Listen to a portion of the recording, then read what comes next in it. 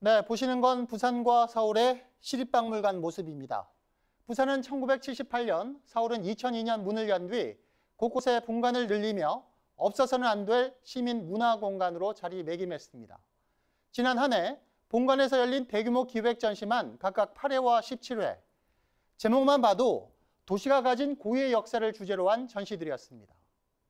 대구는 어떻습니까? 1947년 문을 연 대구 시립박물관이 유물도난 사건으로 공중분해되지 않았다면 부산보다 31년, 서울보다는 무려 55년 앞선 시립박물관이 시민들 옆에 든든히 자리했을 겁니다. 하지만 현실은 다른 7대 도시에 다 있는 시립박물관 하나 없는 문화도시가 바로 대구입니다. 도난문화재를 되찾을 기회도 여러 번 있었지만 그때마다 수수방관으로 일관했습니다. 박철희 기자가 보도합니다. 1957년 9월 12일자 대구일보입니다. 한국전쟁 와중에 사라진 대구 시립박물관 유물 12점에 대한 골동품 상인의 상세한 증언을 담았습니다. 1953년과 54년에 청자 상약국 합은 15만 환, 낙랑거울은 30만 환에 팔렸고 청자 수병은 고미술협회 관계자에게 100만 환에 저당 잡혀 있다.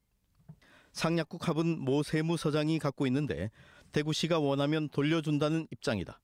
대구시는 4, 5년째 뭐가 없어졌는지조차 모르고 있다는 내용입니다.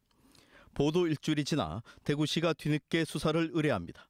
자체 진상조사도 없이 기사 일부만 발췌해 사실 여부를 조사해 달라는 겁니다.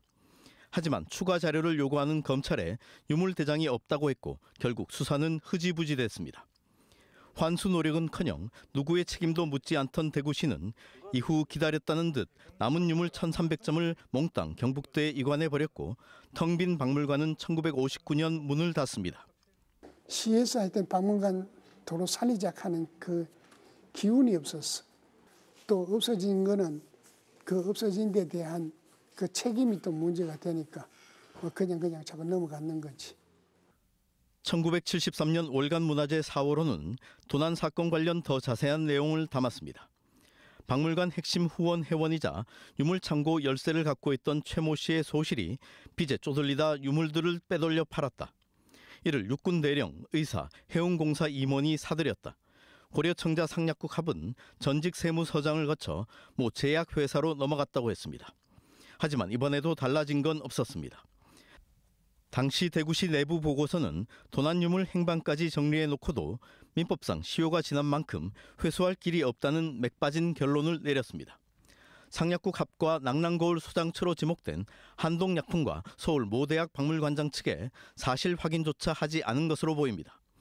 이후 역대 어느 시정부도 유물을 되찾으려는 노력을 하지 않았습니다. 대구시 공조직이 스스로가 그 유물을 훼손시킨 그 사례가 트라우마로 있었기 때문이지 않겠는가라고 생각해 봅니다. 이따금 나온 시립박물관 재건립 논의는 아무 진전을 보지 못했습니다. 권영진 시장도 민선 6기와 7기 선거 공약으로 시립박물관 건립을 내걸었습니다. 하지만 부끄러운 과거를 되짚고 사라진 유물을 찾으려는 대구시의 노력은 여전히 보이지 않습니다.